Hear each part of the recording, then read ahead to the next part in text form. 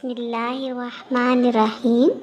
अस्सलामुअलैकुम बच्चों, आज हम ते से शुरू होने वाले अल्फाज की तोड़ और जोड़ से पढ़ाई करेंगे। तो चले हम शुरू करते हैं और देखते हैं कि हमारा पहला लफ्ज़ क्या है। ये है ते अलिफ ता, ये अलिफ या ताया। ते अलिफ ता, ये अलिफ या ताया। ते अलिफ ता, ये अलिफ या ताया। आप भी बोले ताया।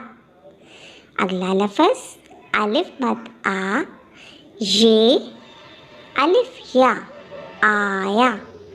अलिफ मद आ, ये अलिफ या आया, ताया आया। अलिफ मद आ, मीम आम आम। अलिफ मद आ, मीम आम आम।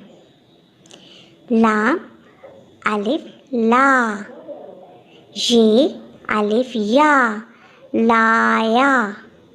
लाम अलिफ ला, ये अलिफ या लाया। आम लाया, आम लाया। शाबाश बच्चों। अब हम फिर से दोहरा लेते हैं। ते अलिफ ता, ये अलिफ या ताया। अलिफ मद आ, ये अलिफ या आया। अलिफ मद आ, मीम आम। लाम अलिफ ला, ये अलिफ या लाया, ताया आया, आम लाया।